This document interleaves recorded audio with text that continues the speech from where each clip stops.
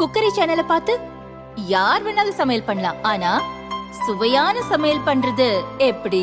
நான் இதயம் நல்லெண்ணெயில சமையல் பண்றேன். ஆஹா ஓஹோன்னு பாராட்டுறாங்க. நீங்களும் இதயம் நல்லெண்ணெயில சமையல் பண்ணுங்க, பாராட்ட வாங்குங்க. தினம் தோறும் வாங்குவே இதயம். இளநிலை மருத்துவ படிப்புகளுக்கான நீட் நுழைவுத் தேர்வு மே 5 நடந்தது. நாடு முழுவதும் சுமார் 25 லட்சம் மாணவ மாணவிகள் தேர்வை எழுதினர். தேர்வு முடிவு ஜூன் 4ஆம் தேதி வெளியான நிலையில் வினாத்தாள் கசிவு உட்பட பல மோசடிகள் நடந்ததாக குற்றச்சாட்டு எழுந்தன. இது தொடர்பாக சிபிஐ விசாரித்து வரும் நிலையில் ஜார்க்கண்ட் மாநிலம் ஹசாரிபாகில் உள்ள ஒரு தேர்வு மையத்தில் இந்த மோசடி நடந்தது உறுதியாகியுள்ளது. தேர்வு நடந்த ஒயாசிஸ் பள்ளியின் தலைமை ஆசிரியர் இஷானுல் ஹக் அந்த நகரின் தேசிய தேர்வு முகமையின் ஒருங்கிணைப்பாளராகவும் இருந்துள்ளார்.